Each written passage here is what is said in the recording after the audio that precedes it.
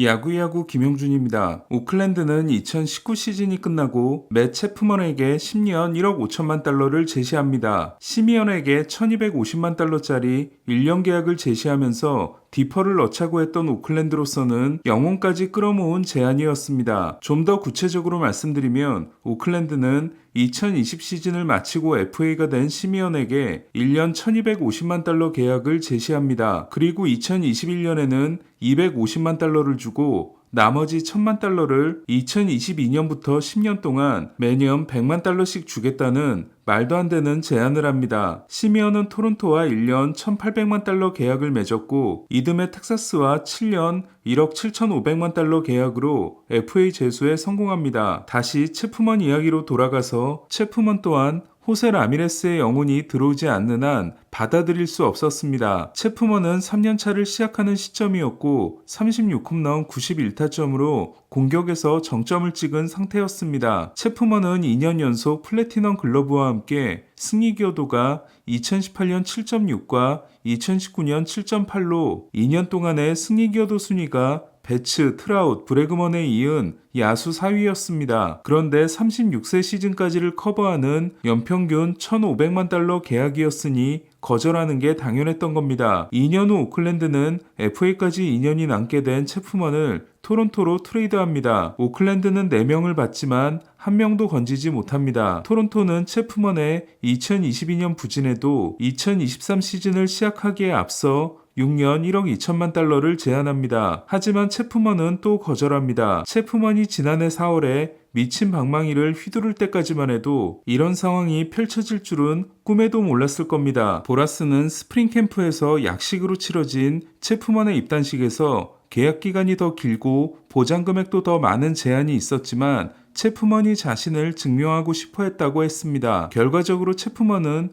토론토에서 FA 제수를 한 시미언처럼 샌프란시스코에서 제수를 하게 됐습니다. 체프먼은 기자회견에서 올해는 확실히 이상한 시장이었다. FA 시장이 비정상적이었다고 했습니다. 실제로 이번 FA 시장은 다저스가 일찌감치 지출을 끝낸 데다 그동안 FA 시장에서 돈을 펑펑 썼던 매츠와 샌디에고가 서로 다른 이유로 허리띠를 졸라매고 양키스가 사치세 압박을 심하게 받으면서 큰손이 사라지게 됩니다. 그런데 문제는 얼마 전 필라델피아가 잭 윌러에게 4,200만 달러 연봉을 보장해준 것처럼 좋은 계약을 받은 선수들도 많은 반면 FA 시장의 한파가 유독 보라스 고객들에게 닥쳤다는 겁니다. 당장 다른 보라스 고객들만 해도 마에다가 일찌감치 2년 2,400만 달러, 머나야가 2년 2,800만 달러 계약으로 나쁘지 않았습니다. 그러니까 보라스가 장기전을 위해 내세운 말들만 이런 상황이 되어버린 겁니다. 현재까지 FA 시장에서 움직인 돈은 27억 7,795만 달러입니다. 그리고 다저스가 39%에 해당되는 10억 8,740만 달러를 썼습니다. 다저스의 지출액은 하위 26팀을 합친 11억 980만 달러와 큰 차이가 없습니다. 350만 달러를 쓴 콜로라도, 500만 달러를 쓴 마이애미, 520만 달러를 쓴 미네소타를 비롯해 6팀이 1000만 달러 미만을 지출했고 18팀이 5천만 달러 미만 지출로 전례 없었던 부익부 빈익빈이 탄생했습니다. 이는 중개권 문제로 인한 불확실성이 스몰 마켓 팀들을 더 강타했기 때문으로 생각됩니다. 보라스는 이처럼 시장 참여자가 몇 팀 되지 않은 상황에서 분위기를 파악하지 못하고 지금까지 해온 것처럼 버티기 작전을 썼다가 큰 낭패를 당한 겁니다. 지금까지 FA 지출 순위를 정리하면 1위는 오타니와 야마모토에게 쓴 10억 2,500만 달러를 포함해 10억 8,740만 달러를 쓴 다저스입니다. 다저스는 야마모토의 포스팅 비용 5천만 달러, 글래스나우의 연장 계약에 들어간 1억 3,650만 달러를 포함하면 12억 7,400만 달러를 지출했습니다. 어쩌면 다저스도 보라스와 마찬가지로 수요자가 이렇게 우위에 설 줄은 몰랐을 수 있습니다. 2위는 이정우와 함께 체프먼, 솔레어, 힉스, FA 3명을 추가한 샌프란시스코로 지출액은 2억 6,125만 달러입니다. 3위는 놀라에게 1억 7,200만 달러 계약을 주고 메리필드를 영입한 필라델피아로 지출액은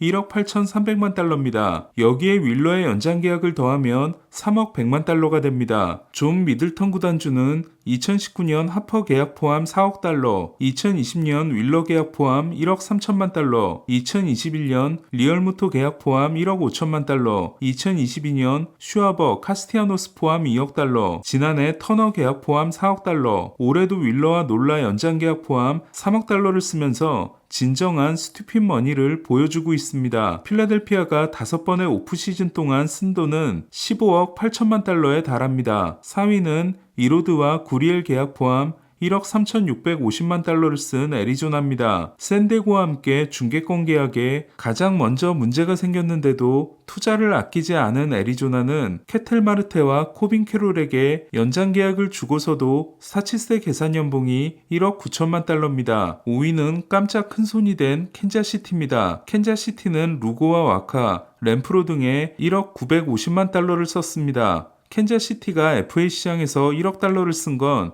월드시리즈 우승 직후 알렉스 고든과 이안 케네디 등의 1억 7,800만 달러를 쓴 이후 처음입니다. 캔자시티는 2억 8,900만 달러에 달하는 바비 히트 주니어 연장 계약까지 포함하면 무려 4억 달러를 썼습니다. 6위는 1억 825만 달러를 쓴 신시내티입니다. 신시내티는 칸델라리오, 닉 마르티네스, 프랭키 몬타스, 에밀리오 파간 등을 영입했습니다. 7위는 1억 700만 달러를 쓴 휴스턴입니다. 하지만 휴스턴이 계약한 선수는 헤이더와 카라티니 2명밖에 되지 않습니다. 8위는 1억 574만 달러를 쓴 세인트루이스입니다. 세인트루이스는 소니 그레이에게 3년 7,500만 달러 계약을 줬고 카일 깁슨, 랜스링과 빠르게 계약해 일찌감치 선발진 구성을 끝냈습니다. 그런데 개막전 선발을 맡길 예정이었던 그레이가 햄스트링 부상을 입어 부상자 명단에서 시작할 전망입니다. 9위는 9,075만 달러를 쓴 컵스입니다. 컵스는 벨린저와 이마나가 탑10 선수 2명을 사는데 8,300만 달러밖에 쓰지 않음으로써 오프시즌의 승자로 평가받고 있습니다. 오죽하면 톰 리케츠 구단주가 우리 제드가 일을 너무 잘하고 있다며 공개적으로 칭찬할 정도입니다. 10위는 7,275만 달러를 쓴 미러키입니다. 리스 호스킨스와 2년 3,400만 달러, 웨이드 마일리와 1년 850만 달러, 제이콥 주니스와 1년 700만 달러 등 7명이나 영입한 미러키는 우드러프와도 재계약을 했습니다. 미러키는 올 시즌 후 FA가 될 수 있었지만 어깨 수술을 받아 올 시즌을 뛸 수 없는 우드러프에게 2년 1,750만 달러 계약을 줬습니다. 우드러프는 올해 250만 달러, 내년에 500만 달러를 받고 2026년에 2천만 달러 상호 옵션이 있습니다. 그리고 옵션 사용이 취소되면 1,000만 달러를 받게 됩니다. 11위는 6,515만 달러를 쓴 매츠, 12위는 5,229만 달러를 쓴 에인절스, 13위는 4,950만 달러를 쓴 보스턴입니다. 지올리토에게 2년 3,850만 달러, 리암 핸드릭스에게 2년 1,000만 달러 계약을 준 보스턴은 지올리토가 팔꿈치 수술을 받게 돼 최소 올 시즌을 뛸 수 없게 됐고 토미존에서 회복 중인 핸드릭스도 올 시즌 합류가 어렵기 때문에 전력 보강이 제로가 됐습니다. 14위는 4,870만 달러를 쓴 디트로이트, 15위는 4,050만 달러를 쓴 토론토, 16위는 3,990만 달러를 쓴 양키스입니다. 양키스는 스트로먼과